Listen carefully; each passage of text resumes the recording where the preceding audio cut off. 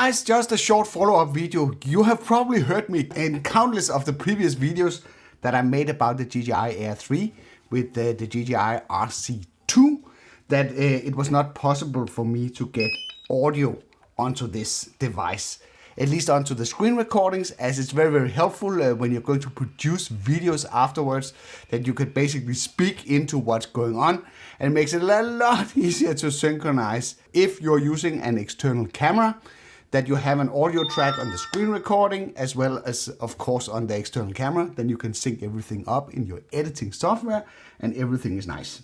With the beta firmware that I was running on this device, it was actually not working. So I actually didn't think that I would have a solution for this anytime soon. But today, I just decided to plug in the DJI Mic kit.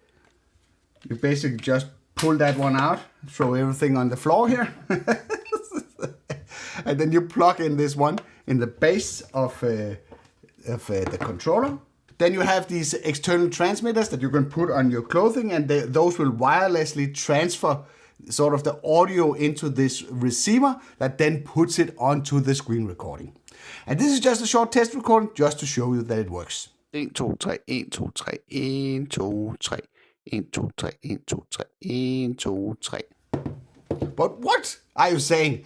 I don't have $300 for like a expensive microphone kit like this.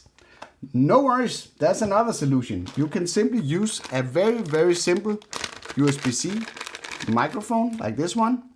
It's a lapel mic that you can strap on your clothing, and it just have a simple USB-C microphone plug in the end. You just plug that one into the remote, and then you start the screen recording again, and then you will be able to record audio as well. And this is what it sounds when you're using the USB-C microphone. 1, 2, 3, 1, 2, 3, og denne gang er det med en USB-C microphone. So this is a very cheap and affordable solution. This is something that I use very often, and I had the questions a few times below the videos if I found a solution for this.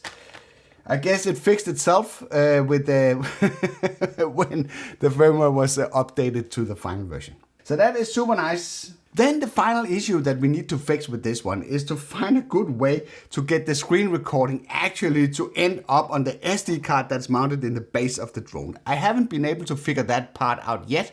If you have a solution for that, then kindly post it in the comments below, because it is driving me nuts hooking this one up to my editing software and have to wait for maybe 2-3 minutes before it shows up and I can offload the footage. So I hope you liked this video. If you did, then feel free to give a like. If you didn't like it, feel free to press the dislike button twice. Thank you for watching, and I'll be seeing you around.